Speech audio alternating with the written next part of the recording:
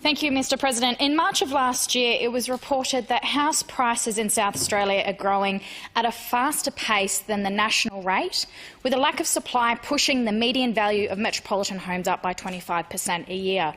When I shared this figure in my maiden speech, I noted that this is not obtainable for young South Australians who are aspirational and working hard to save in the hope that one day they will be able to afford to buy a home for their family, but are struggling to keep up with the price rises as they try to reach their financial targets.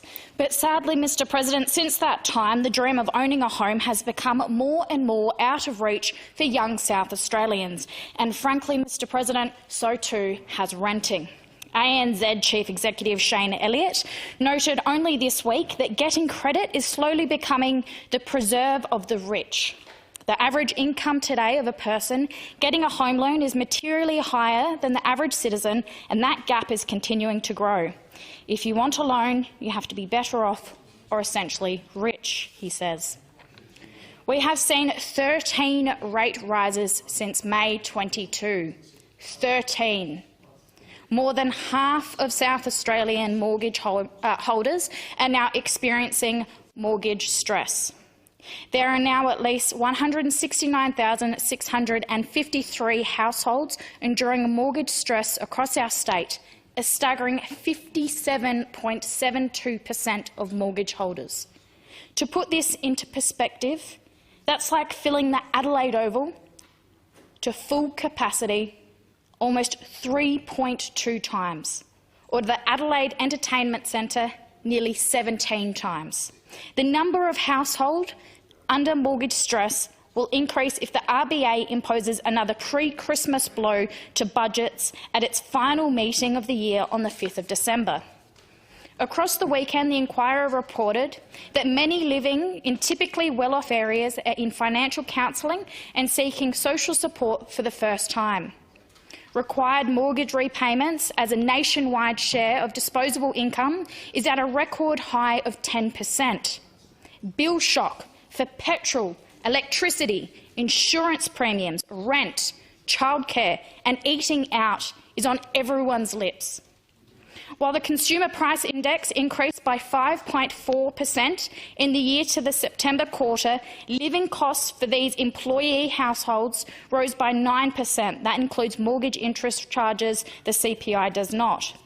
Living costs for self-funded retirees rose by 5.7% across the year. It was reported that real per capita household disposable income, that is after tax and inflation, fell by 2.2% in the year to June.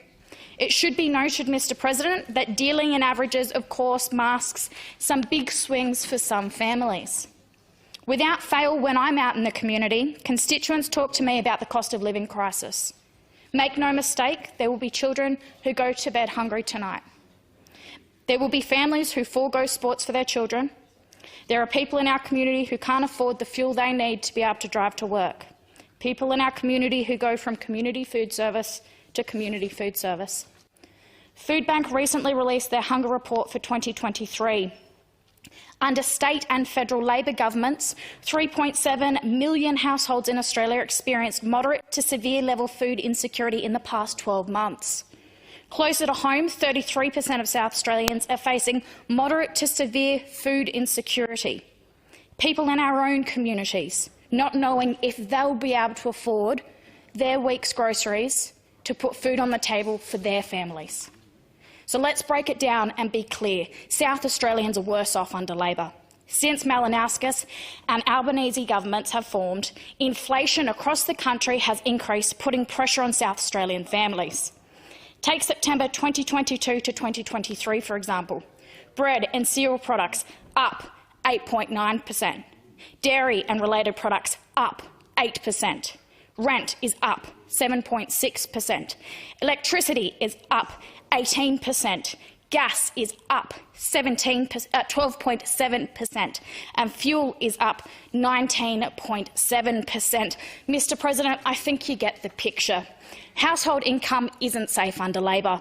In the 12 months to June, Australian household income slumped 5.1%, while it rose 2.2% in the United Kingdom and 3.5% in the United States. The ball is in the government's court to address the cost of living pressures for South Australians, and they should get on with the job of doing so.